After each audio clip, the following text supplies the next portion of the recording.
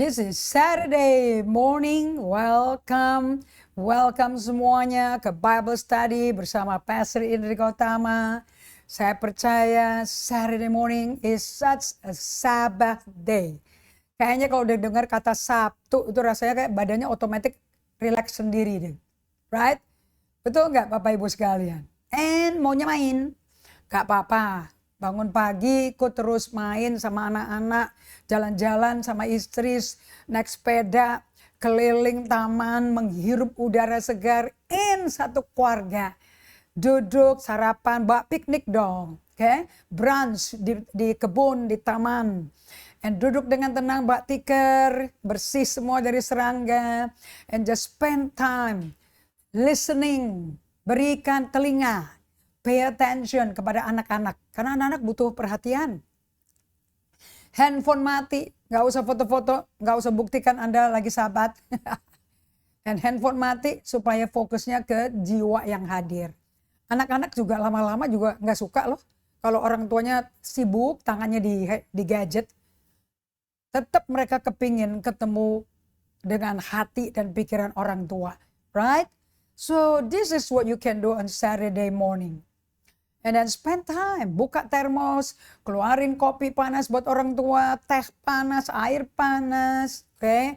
And then duduk dengan tenang, open up semua breakfast yang udah ready, dibawa dari rumah sejak Jumat udah disiapin, nggak dadakan. So sahabat, it's not working day.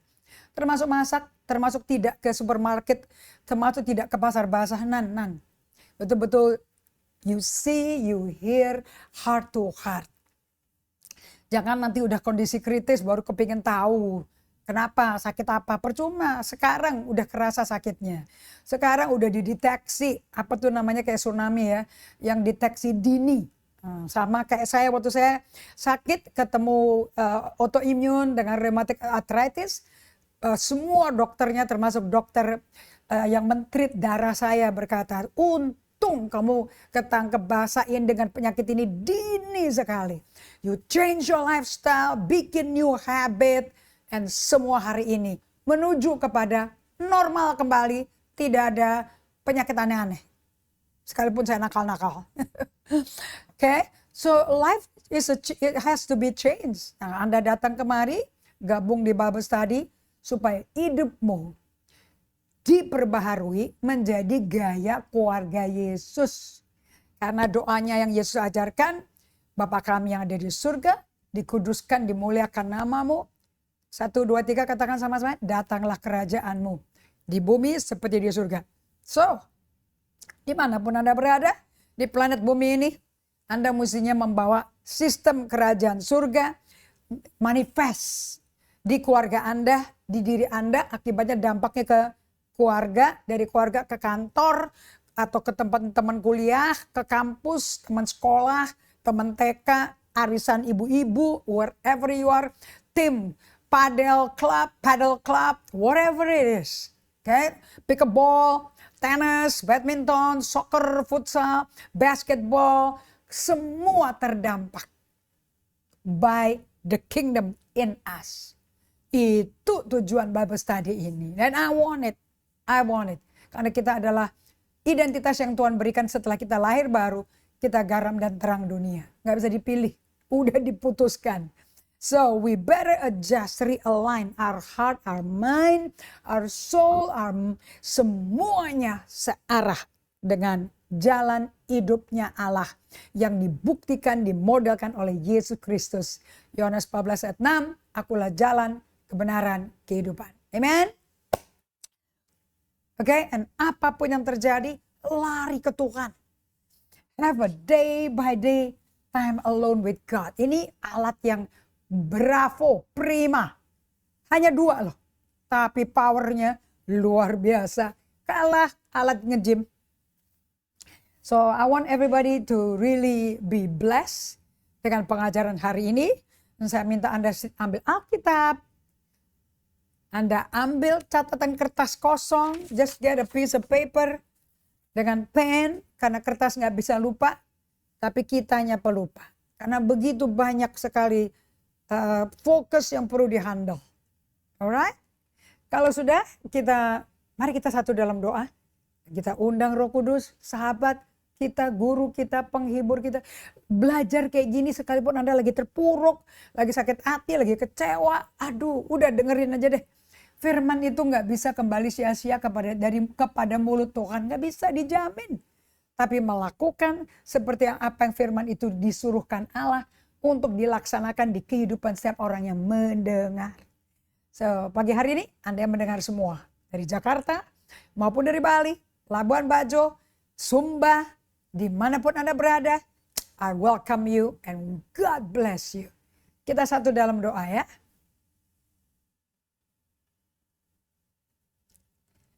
Terpujilah namamu Tuhan. Kami datang ke hadapan-Mu. Kami membuka telapak tangan kami, tanda kami rest. Kami gak lagi berupaya bekerja. Kalau berupaya kami tengkurap tangannya, tapi kalau kami terbalik, kami nyerah. Bukan lagi kami yang kerja, tapi Kristus yang kerja. Dari dalam dan melalui kami. Terima kasih Bapa Surgawi. Kami bisa di Sabat ini tenang bersama istri, bersama suami, bersama anak-anak. Bersama semua orang yang ada di rumah yang ikut serta bisa piknik. Bisa jalan-jalan, naik sepeda, dan ketawa.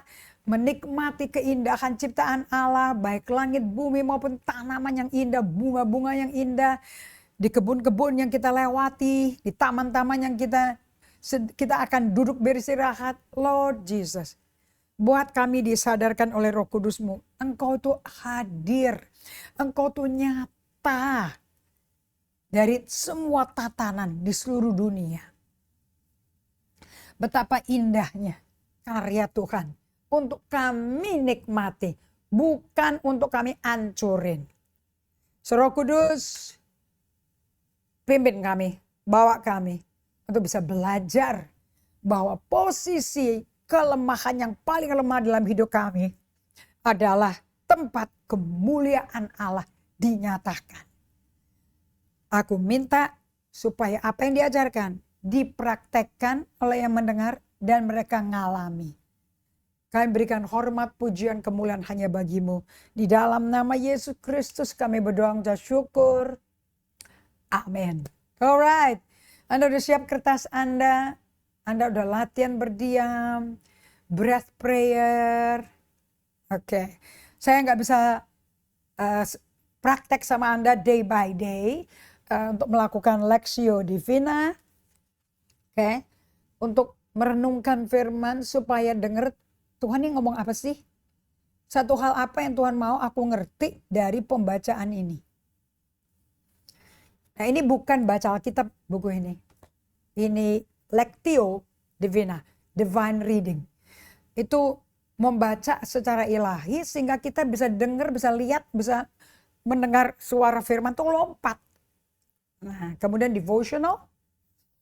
Kemudian ada berdiam, berdoa, dialog sama Tuhan, dan berdiam kembali dari 2 menit ke 3 menit, ke 5 menit, ke 10 menit. Aku berdoa Roh Kudus temani setiap kami untuk bisa hidup sesuai jalan-jalan-Mu. Dalam nama Yesus. Amin. Oke. Kita masih berada di tanda yang ketujuh ya dari murid Kristus. Apa itu tanda yang ketujuh? Kita memimpin keluarga kita, komsel kita, gereja kita. Kalau Anda gembala, Anda lead pastor dan Anda punya tim pastoral, Anda adalah pemimpin yang memimpin hidup pribadi Anda dari kelemahan dan kerapuhan. Yes, karena teologianya kerajaan surga itu beda sama orang dunia. Kalau dunia yang hebat, yang kaya, yang mengumpulin harta, yang banyak asetnya. Kayak di mana-mana ada tanah, ada rumah, yang kumpulin semua investasi perusahaan-perusahaan luar biasa di luar negeri. Kayak itu orang hebat. Jadi kalau jalan langsung orang begini. Ngelihat orang aja, pada kenal juga enggak, dikenal juga enggak. Dan karena kumulatifnya gede hartanya. Wah, Siapa yang wah, yang nggak ada, yang asetnya mungkin belum ada. Bahkan sejak menikah belum pernah punya rumah. Masih sewa. Anda melihat mereka kayak wah. Bapak Ibu sekalian, definisi sukses di kerajaan surga sama kerajaan dunia beda loh.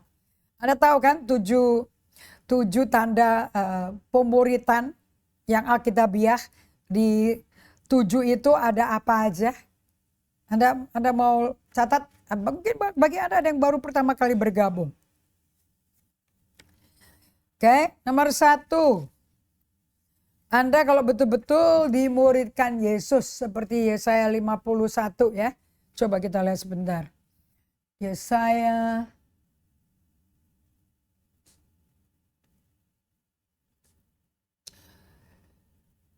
Yesaya 50.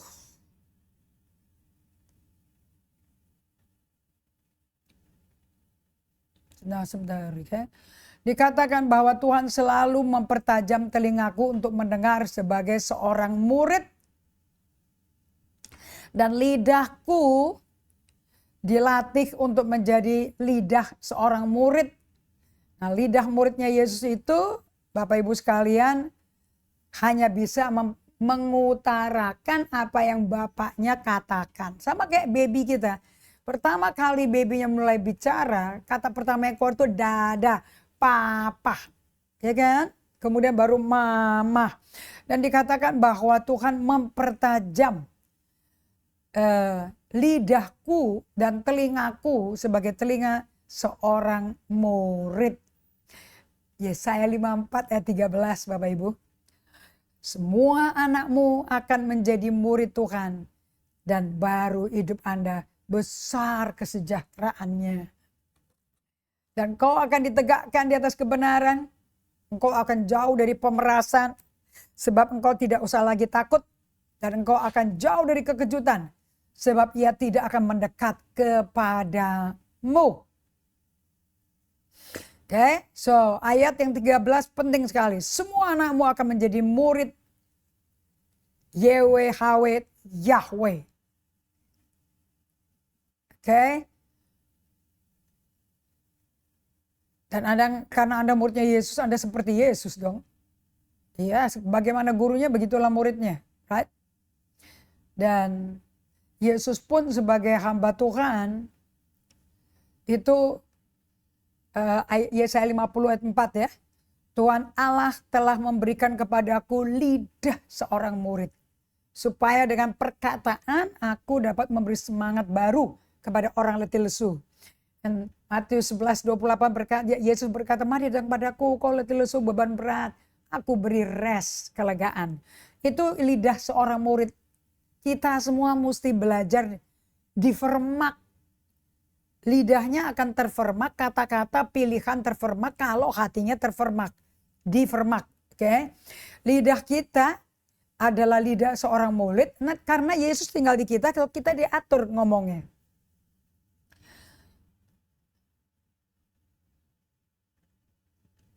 Dan supaya dengan perkataan aku dapat memberi semangat pada orang letih lesu. Dengarin ya, setiap, kata setiap itu artinya all the time.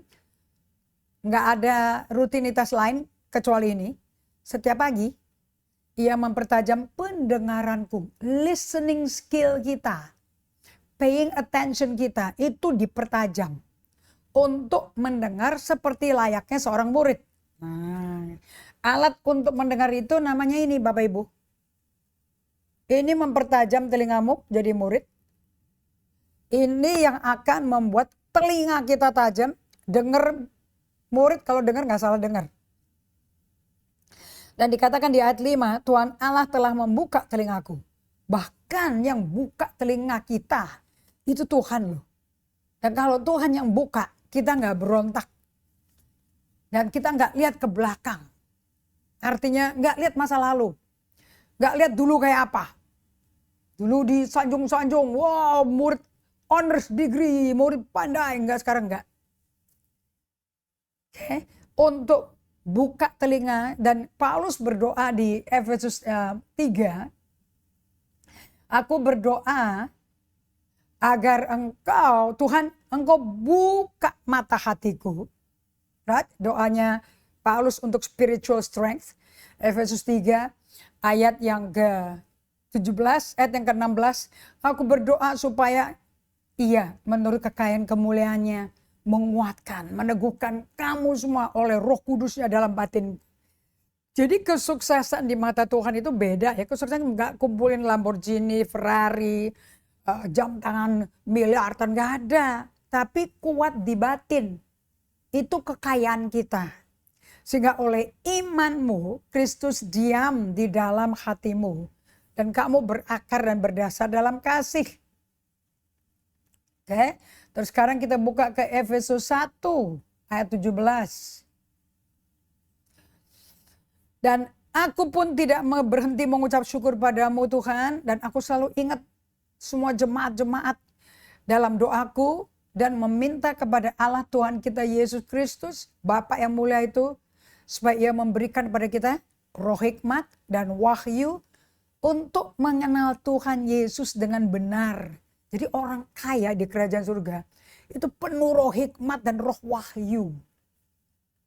Dan Roh Kudus berdiam di dalam batinnya. Sehingga kita berakar dalam agape, kasih agapenya Yesus. Itu orang kaya tuh di kerajaan surga. Ayat 18. Supaya ia menjadikan mata hatimu terang. Agar kamu mengerti pengharapan apakah yang terkandung dalam panggilannya. Jadi kalau mata hati rohanimu gak kebuka, gak terang, gak ngerti. Apa itu panggilan? Betapa kayanya kemuliaan bagian yang ditentukan bagi orang-orang kudus. Betapa hebat kuasanya bagi kita yang percaya sesuai dengan kekuatan kuasanya. Yang dikerjakan dalam Kristus dengan membangkitkan dia dari antara orang mati dan dudukan dia sebelah kanannya di sorga. Nah, Anda kalau nggak dibuka, dicelikan mata hati, Anda nggak kelihatan, nggak ngerti Alkitab. Jadi bagaimana? Kalau Anda cuma sekolah Alkitab, hanya tambahin informasi di otak, di prefrontal cortexnya, ilmu aja ditambahin, hafalan. Tapi di hatinya nggak ada roh hikmat, nggak ada roh wahyu. Nggak dicelikkan mata hatinya jadi dengan terang, diterangkan mata hatimu, telinganya nggak dipertajam seperti Yesaya 50, pendengarannya nggak dipertajam. Ini kan 100% kita nggak bisa ngapa-ngapain ya. Tuhan Allah telah membuka telingaku, aku nggak berontak, tidak berpaling ke belakang. Oke, lidahku seorang murid yang memberikan semangat baru pada orang letih lesu.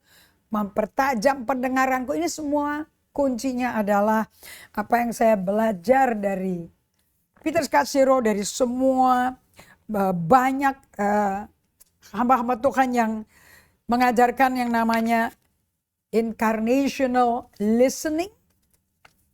Bahwa Yesus itu pribadi yang betul-betul mendengarkan setiap kita. Anda pernah baca kitab Injil gak sih keempat-empatnya? Anda tahu nggak kalau Yesus menyembuhkan orang sakit nggak pakai KKR?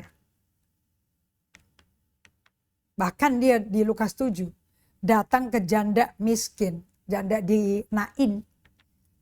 Udah cuman udah tinggal janda, nggak ada suami, anak juga putranya cuman tunggal, mati. Dan Yesus bisa ada di tempat itu. Anda dengarnya baik-baik. Dan dia bisa datangkan keusungan mayat. Melihat, terus udah gitu ditinggal. Dan dia datang kepada jandanya, mamanya. Terus dia bilang kayak gini, janganlah menangis. Terus ditinggal. Ibunya almarhum, yang anak tunggal itu. Dia lari kembali, dia jalan kembali kepada usungan mayat itu. Dan Anda mau tahu apa yang terjadi? Dia pegang tangannya dan dia berkata, bangun. Langsung duduk loh. Langsung duduk. Dan Anda mau tahu apa? Dianterin sama Yesus itu jenazah yang bangkit dari mati. Digandeng sama Yesus. Dan dibawa ke mamanya. Seluruh kota takjub. Satu mujizatnya satu kota tuh desanya gelegar man. Gak perlu pakai panggung. Gak perlu. Dan kesaksian janda Nain itu merubah semuanya. Oke, so Anda belajar dari buku Emotionally Healthy Relationship, bagaimana Anda melakukan incarnational learning. Kalau di bahasa Indonesia kan menjadi mendengar dengan empati.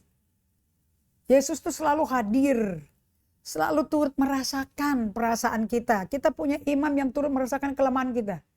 He always be present. Nah, di sini kita belajar di Yesaya. Emang dibikin, emang udah dikasih tahu kok oleh Yesaya. Tuhan Allah telah memberikan kepada Yesus lidah seorang murid. Supaya dengan perkataan, Yesus dapat memberi semangat baru pada orang letih lesu. Dan setiap pagi, nah kalau kita latihan datang ke Tuhan setiap hari, Ia akan mempertajam pendengaranku untuk mendengar seperti seorang murid. Jadi ada, di Bible Study ini ada cara khas. Anda belajar bagaimana Anda mendengar. Ternyata mendengar itu lebih penting, dan David Osborne berkata, buat orang awam, pada waktu ngomong kita perhatikan mata kita tertuju pada dia, lihat body language-nya, dengerin dengan dua telinga. Karena kita dikasih dua telinga makanya lebih penting mendengar daripada bicara. Nah itu membuat orang yang ngomong sama kita dan kita dengerin merasa disayang. Merasa dikasih. Jadi Anda udah melakukan tuh hukum kedua. Kasihlah sesamamu seperti Anda mengasihi diri sendiri. Right? So, kita lihat di buku Anda bisa keluarkan buku Anda, Emotionally Healthy Discipleship. Anda bisa buka di halaman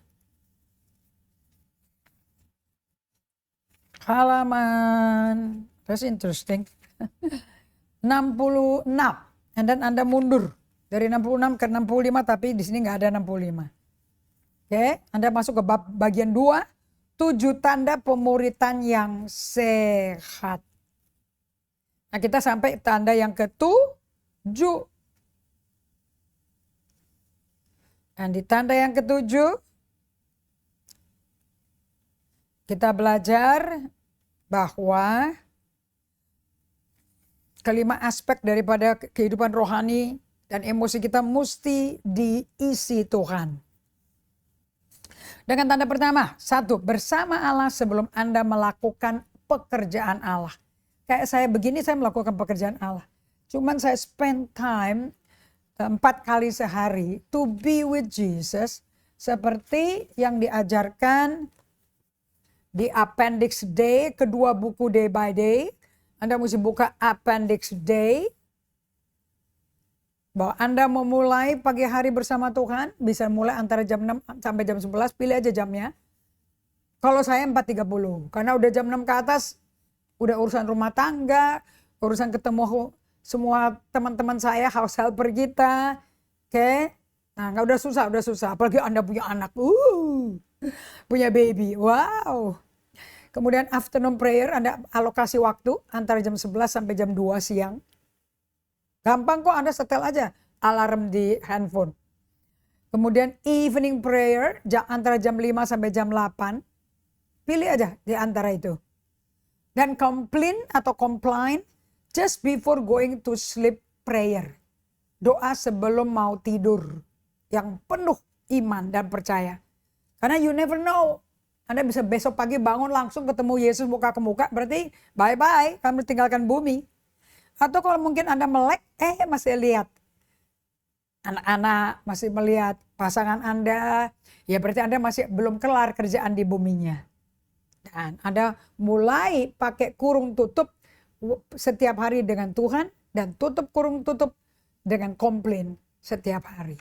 Nah, ini mesti diciptakan sebagai habit baru. Ya butuh habit, ya mesti latihan. Ada yang ngomong praktek. Kalau saya lebih suka training. You must have training. Hidup dengan ritme itu. You just have to train yourself. Karena manusia dunia nggak ada gituan. Kan dosa bikin kita di Kejadian 3 cari rezeki pakai peluh. Nggak ada waktu sama Tuhan. Tuhannya kan udah putus hubungannya. Karena Adam sengaja ninggalin Allah Bapa yang datang di hari yang sejuk. Berjalan di Taman Eden itu mencari Adam. Dengan berkata, Adam di mana kau? Si Adam meninggalkan dia. Sengaja. Makanya diusir, diproteksi tuh Taman Eden dengan pagar pedang berapi malaikat. Supaya jangan balik dalam kondisi berdosa berontak. Nanti dimakan tuh buah kehidupan. Seumur hidup berdosa dan kita kemana? Gak ada. Tapi kalau kita bertobat di luar. Dengan Yesus menjadi korban di luar. Menjadi sama seperti manusia berdosa. Tanggung semua dosa kita. Disiksa sampai mati dan serahkan rohnya kepada Bapaknya. Maka orang yang datang kepada Yesus yang bangkit pada hari ketiga dan mengaku dialah Tuhan. Dia bukan manusia biasa, bukan anak Yesus Maria. Tapi dia Allah. Orang-orang yang demikian, Yohanes 3:16 katakan menerima hidup kekal dan tidak binasa. Nah, dengan hidup kekal itu Anda akan ditransformasi hari ke hari, iman ke iman, glory ke glory. Melalui berada bersama Tuhan sehingga Anda masuk bisa nantinya masuk ke Yerusalem baru. Masuk ke dalam kerajaan Allah yang kerajaannya adalah Yesus sendiri. Itu penting Bapak Ibu sekalian. Alright, so saya mau Anda betul-betul tidak salah dalam mengalami. Kenapa sih kita bertobat itu kenapa sih? Oke. Karena Anda mesti ditransformasi, masuk bengkel, dari dalam keluar mesti di spare part, mesti diganti semua. Supaya kita bisa punya lidah murid, telinga murid. Oke. So, nomor 1 tadi berada bersama Tuhan sebelum melakukan pekerjaan Tuhan. Yang kedua, tanda murid Kristus yang sesuai Alkitab mengikuti Yesus yang disalibkan, bukan Yesus versi Amerika. Oke, salib Kristus mesti dibagikan di gereja-gereja seminggu sekali. Semua jemaat Tuhan mesti punya gereja yang gembalanya membicarakan ikut Yesus, sangkal diri, pikul salib, datang ke Yesus. Nah, kalau nggak bisa. Nomor 3, tanda ketiga, menerima batasan yang diberikan Allah. Bahwa kita sebagai manusia ada batasan. Kita bukan manusia tanpa batasan. Tulis ya. We are limited being, Bapak Ibu. Makanya kita mesti bikin boundary. Sekarang saya ngerti yang namanya boundary. Bikin kita manusia yang terdiferensiasi. Aduh, jadi ngerti itu pelajaran Dr. Henry Cloud. The best book ever. Kita tuh hancur hidupnya karena semua orang bisa masuk ke depan kita. Bisa ganyang kita, ngatur kita. Banyak orang ngomong, banyak pengajar ngomong gini. If you don't make a decision, if you don't make a choice, somebody make a choice for you. Kok saya ngerti karena nggak ngerti batasan. Kita pikir orang semuanya bebas. Mau ngasih apa terserah. Mau kasih marijuana kayak, mau ngasih caci maki kayak, bebas. Terima aja. Terus kita mau ngambil seenaknya aja. Masuk ke kehidupan orang tanpa permisi. Tanpa tutur sopan santun. Tanpa bicara dulu. Tanpa accountability. Tanpa being vulnerable. Oh, nerabas-nerabas. Ora iso. We're limited. Ya, kita cuma bisa nampung pasien 1 hari. Cuma boleh 2. Habis itu udah kewalahan. Udah jenuh jiwa kita. 3. Temui harta karun di dalam kehilangan dan kedukaan. Grief and loss. Temui harta karun yang tersembunyi dalam kedukaan dan kehilangan Anda. Justru apa yang Anda sakit, luka. Justru di dalam itu hadapi, akui, jangan ditolak. Karena di dalam ada harta karun. Karena Anda ketemu kemuliaan Allah. Berapa nih? Keempat ya. Kelima. Menjadikan kasih sebagai ukuran kedewasaan. Jadi kalau Anda mau kata, oh aku udah dewasa rohani karena gelarku 15 dari sekolah kitab. Ada kasih agape Tuhan nggak? Kalau nggak ada buahnya. Ya belum lulus, belum punya buah roh. Ya Anda masih bayi, masih anak kecil emosinya. Oke. Yang keenam, wah ini yang saya ajarinya agak lama nih. Oke. Hancurkan kontrol belenggu masa lalu lu. Hancurkan belenggu masa laluku. Masa lalumu. Oke, karena masa lalu kita nggak menentukan destinasi kita. Allah nentuin destinasi kita. Nah ini Anda belajar genogram. Ya Anda mesti lihat kakek moyang itu mewariskan apa aja. Bukan hanya duit dan tanah Bapak Ibu. Yang mungkin bagi rata dengan kakak adikmu. Pola dosa perbuatan dosa diikut diwarisin sampai generasi ketiga keempat loh. Berikutnya yang ketujuh, memimpin dari kelemahan dan kerapuhan. Okay? So number one, be before you do for Jesus. Follow the crucified Jesus, not the world's definition of Jesus. Atau saya ganti itu, atau bukan Western Jesus.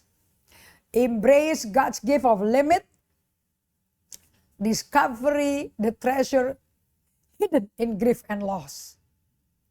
Make agape love the measure of your spiritual maturity. Break the power of the past and lead out of weakness and vulnerability. Ini kalau 7-7-nya nggak ada di Anda kita masih bayi, masih anak kecil. Ya makanya mesti khotbahnya mesti ngomongin kepahitan, ampuni 70 kali 7 kali, itu menjadi makanan empuk. Oke.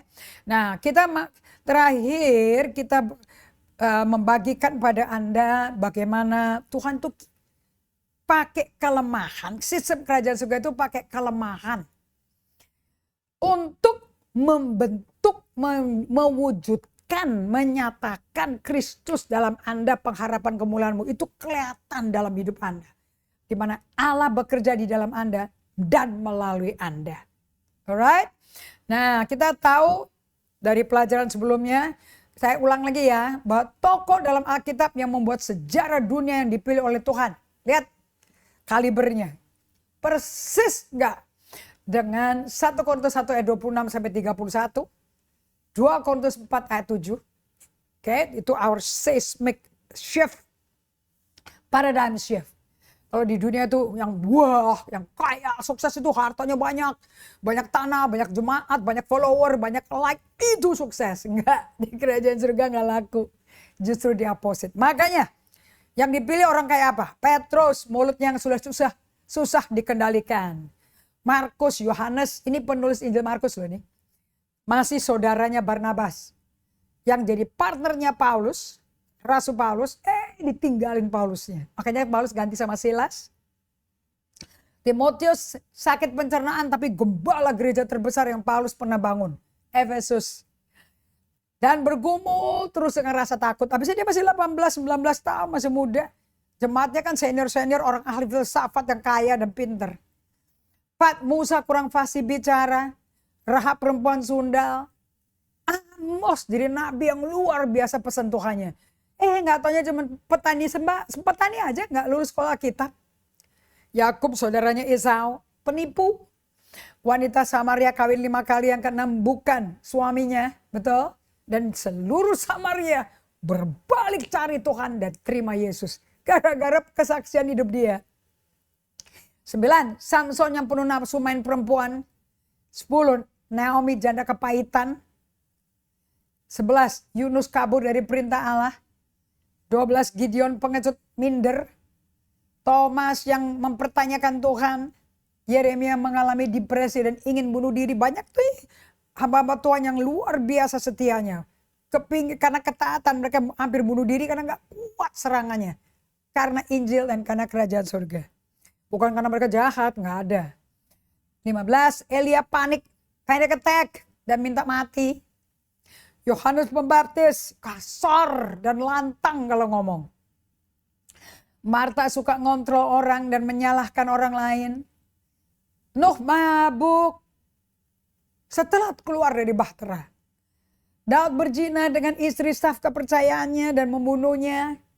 Rasul Paulus seorang Farisi militan dan pembunuh berseri.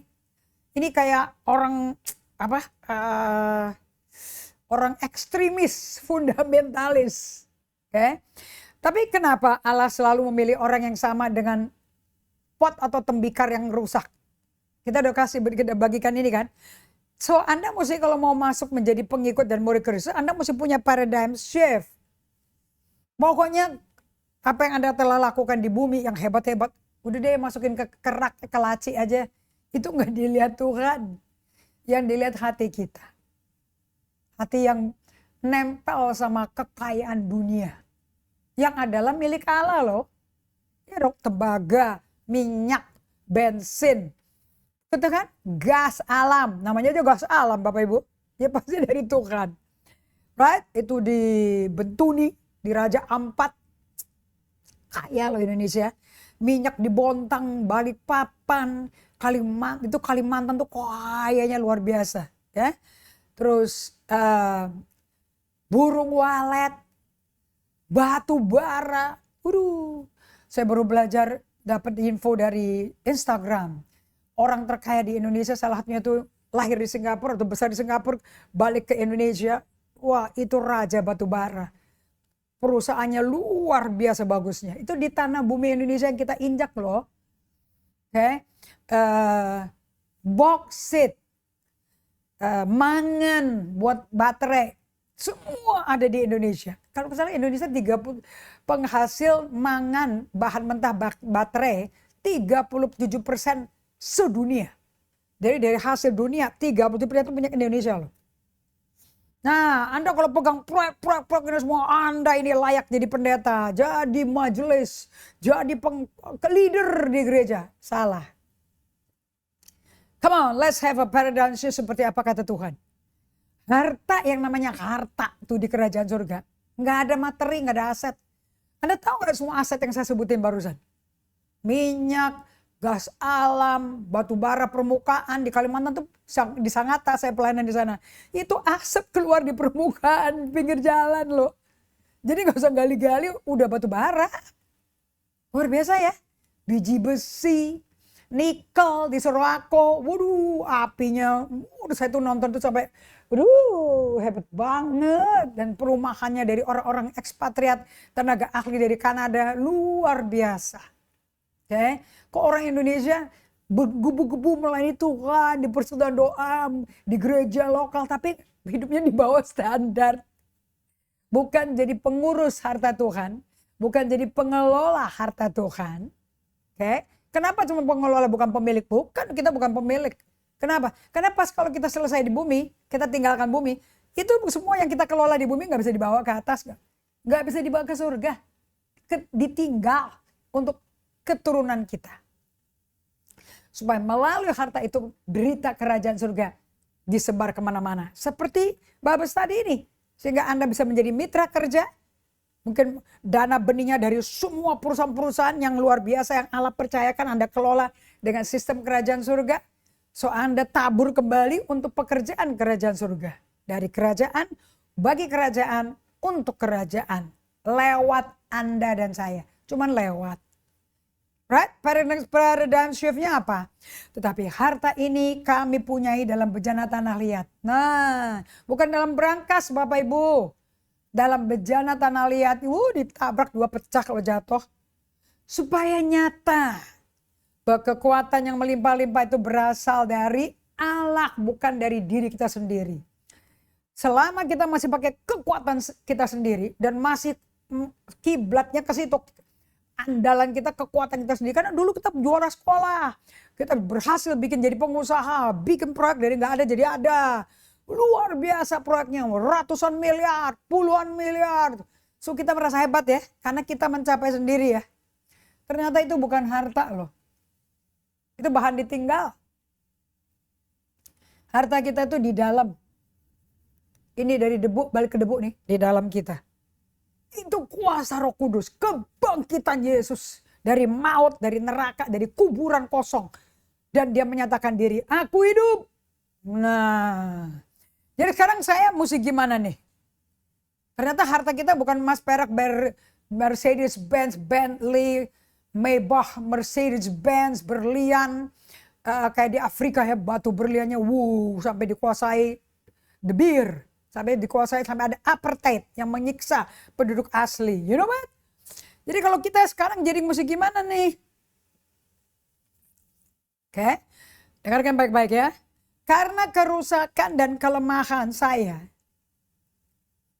nampak di muka umum, apakah harga diri saya jadi merosot? Jadi kalau Anda mengalami paradigm shift, jadi Anda tuh untuk menyatakan kemuliaan Allah, itu Anda kelihatan bejananya tuh tanah liat itu hancur. Lah sekarang kata orang, Peter Scazzero nulis gini, loh kalau kerusakan kita, kelemahan kita tuh kelihatan, apalagi leader, apalagi pengkhotbah terkenal, Tapi kelemahan saya sebagai manusia dan kerusakan saya kelihatan oleh jemaat saya, oleh mitra kerja saya. Apakah harga diri saya jadi anjlok, merosot? Apakah saya masih dihormati sebagai pemimpin? Lah, jemaatku tahu saya punya dosa apa, saya punya kesalahan apa. Apakah saya aman reputasinya? Apakah jemaat Tuhan akan menolak orang yang penuh kerapuhan dan kehancuran dan kelemahan seperti ini? Jemaatnya masih hormat nggak? 100% lebih hormat. Kenapa? Karena mereka juga ngalami. Ternyata pemimpinnya ngalami dan breakthrough. Wah, mereka berkata, aku bisa percaya pemimpin yang ngalami apa yang ku lewati. Dan aku percaya khotbahnya nggak bodong. Karena dia lewati semua. Oke? Dari hancur, reputasi hancur, nama baik hancur. Di sosial media lagi. Itu nggak turun-turun loh tuh. Amblok. Udah kayak lumpur kotoran, berkotok, udah kotoran binatang dan nama baiknya. Reputasi dihancurin orang yang benci. Jadi sekalipun Anda lewat lembah kekelaman, Anda seperti Daud katakan, aku nggak takut bahaya. Aku nggak goyah. Karena aku lihat gada dan tongkatnya beserta aku. Kalau bahasa Inggrisnya bagus loh. Though I walk in the valley of the shadow of death. Jadi cuma bayangkan kematian. Jadi kematian ada di depan, tapi nggak kena. Yang ada cuma bayangannya aja. Berarti deket kan kematian itu. Namun gak ada tongkat Tuhan besertaku. Gak ada kan buat gebuk serigala. Tongkat mengarahkan domba. Itu ada dekat saya. Berarti Tuhannya ada sama saya dong. Masa sih ada setan mau maut mengalahkan Yesus? Nggak mungkin dong. Itu kan berdasarkan kebenaran. Right? Nah, jadi waktu Anda ngaku, aku lemah gini, jemaat seneng. Kalau si gembalanya bisa hancur dan bisa dipulihkan, ada harapan bagi aku. Yay. Right? Ini namanya seismic shift. Nah, ini begin with the leader. Nggak ada dah, jemaat nggak akan berubah, ngalami dari terpuruk menjadi berhasil kalau bukan leadernya dulu. Alami keterpurukan. Dari bangun jemaat di atas kehebatan dan ketenaran. Gampang bangun jemaat. Anda tenar ini jago. Fasih public speaking. Penampilan perlente, eksekutif. Siapa yang gak impress, man? Inilah, karena kan dunia masih Kristen bayi kan masih pola pikir dunia. Oke? Definisi keberhasilan adalah banyak aset kan, banyak duit, banyak aset, jabatannya tinggi, lulusan sekolah luar negeri yang impresif, meraih gelar-gelar apa, betul kan? Apa dia bisa, harta apapun punya, sekalipun kalau mati ditinggal semua. Right? Kalau kita bangun gedung ibadah dan jemaatnya di atas kehebatan, khotbahnya hebat, urapannya dahsyat, populer, terkenal. Di seluruh dunia juga tahu dia. Berdasarkan keberhasilan si pendiri dan pemimpinnya. Tapi pada waktu kelemahan terjadi, si pemimpinnya berani mengakui bahwa dirinya sendiri sebenarnya tidak menghidupi kehidupannya Yesus. Masih kehidupan kedagingan. Oke? Dan Tuhan yang benar nggak nampak dalam perkawinannya sebagai gembala juga nggak harmonis. Apa yang dikhotbahin nggak dihidupin. Terus gembalanya minta ampun, istrinya minta maaf karena mereka berdua tidak menjadi contoh karena kita mesti melayani keluar dari, kalau menikah ya, keluar dari hubungan pernikahan Anda. Kalau masih single, keluar dari hubungan single Anda dengan Tuhan dan dengan sesama. Jadi kalau betul-betul gereja itu mengalami revival ya, itu perubahan selalu diawali oleh kesadaran pribadi si pemimpin, baru ke keluarganya, dan pernikahannya sendiri, dan baru ke jemaat gereja yang dipimpinnya lewat pemodelan hidup. Nah, itu dijelaskan di 1 Timotius 3. Saya ini selalu penasaran deh sama 1 Timotius 3. Selalu penasaran. Oke. Benarlah perkataan ini. Orang yang menghendaki jabatan penilik jemaat menginginkan pekerjaan indah. Desire a noble work. Mulia. Nobel Prize, you know. Karena itu penilik jemaat di bahasa kekinian sekarang itu pastor. P-A-S-T-O-R, bukan pastur. Itu gereja Katolik pastor, tapi kalau ini atau Romo, kalau kita pastor. Pastor artinya shepherd, gembala.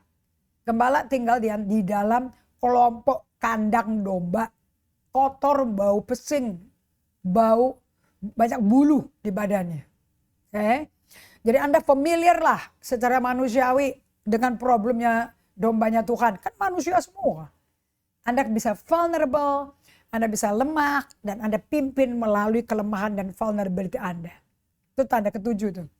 Nah, sebagai gembala haruslah orang tak bercacat. Suami dari satu istri. Artinya tak bercacat itu flawless dalam hal karakter. Suami satu istri dapat menahan diri, bijaksana, sopan, suka memberi tumpangan, cakap mengajar orang, bukan peminum alkohol, bukan pemarah, melainkan peramah, pendamai, bukan 11, bukan hamba uang. 12, seorang kepala keluarga yang baik, disegani, dihormati oleh anak-anaknya. Jikalau seorang tidak tahu mengepalai keluarganya sendiri, bagaimana ia dapat mengurus jemaat Allah yang polak-poranda latar belakangnya, yang Anda sendiri juga punya pengalaman. Janganlah ia seorang yang baru bertobat, not a novice please, kalau mau jadi penilik jemaat, agar jangan ia menjadi sombong dan kena hukuman iblis. See?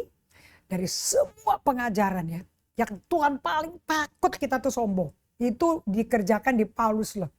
2 Korintus 12, 3 kali aku bersumpah Tuhan, supaya duri di dagingku ini diangkat. Itu utusan iblis tuh.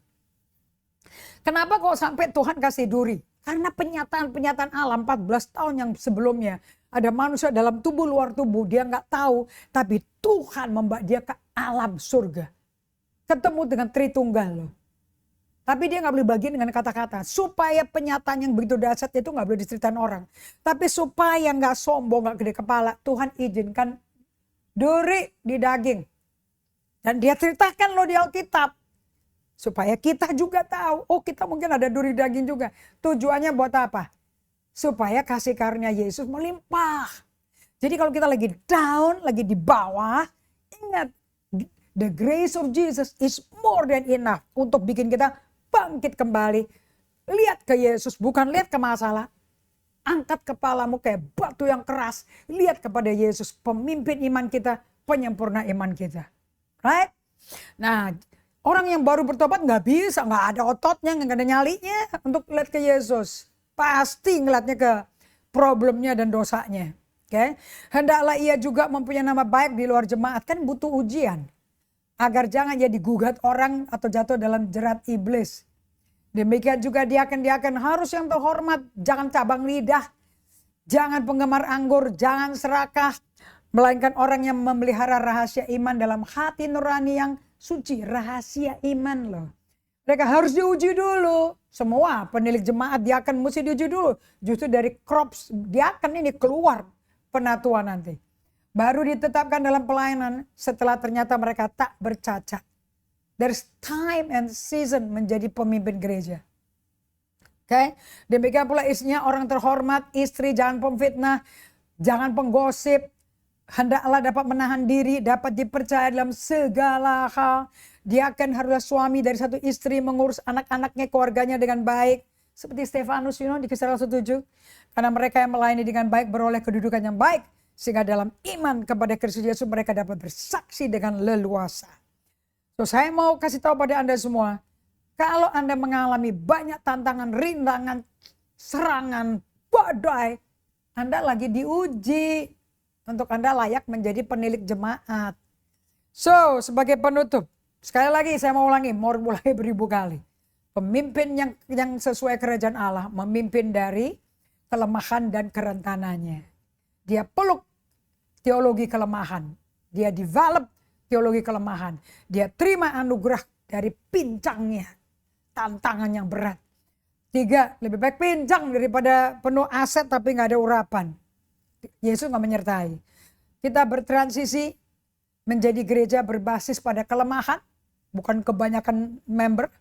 4, mempraktekkan kerendahan vulnerable, be vulnerable dengan counselor, support system, orang yang Anda percaya, calon-calon pengganti Anda, penerus Anda, be vulnerable. Itu bikin Anda mempersiapkan calon penerus, supaya mereka nggak takut. Amin. Kita lanjutkan lagi minggu depan, ini perlu diulang-ulang. Oke, dan sampai berjumpa di hari Rabu depan.